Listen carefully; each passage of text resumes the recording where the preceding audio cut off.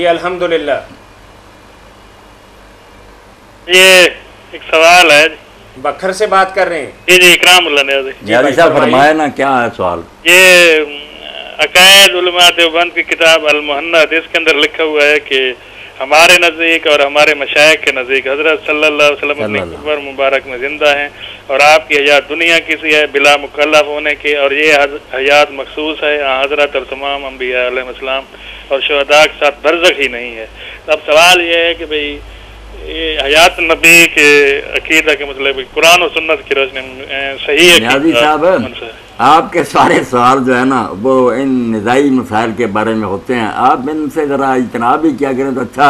अब पहले ये ग्रोह इन बातों में उलझे हुए हैं, तो ये अल मुहन्नद वगैरह में जो कोई लिखा है, उनके सर पर भी तलवार लटक रही थी, दूसरी तरफ उन्होंने फतवा ले लिया था हरम शरीफ से हुसामुल हरमैन कि ये काफिर हैं।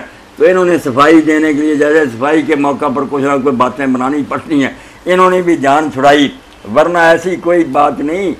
अल्लाह के रसूल अलैहि सलाम हयात हैं, अम्बिया हयात हैं, नमाजें अपनी कब्रों में पढ़ते हैं, ये सब बातें नबी अलैहि सलाम ने बताई हैं।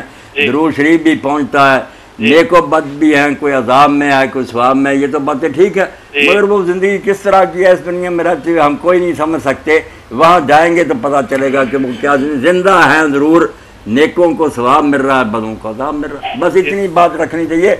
ज़्यादा जो छानबीन है आगे वो सब गलत है। जब हम वहाँ जब अभी पहुँचे ना, हमें क्या पता चले कि वहाँ लोग किस तरह जिंदा।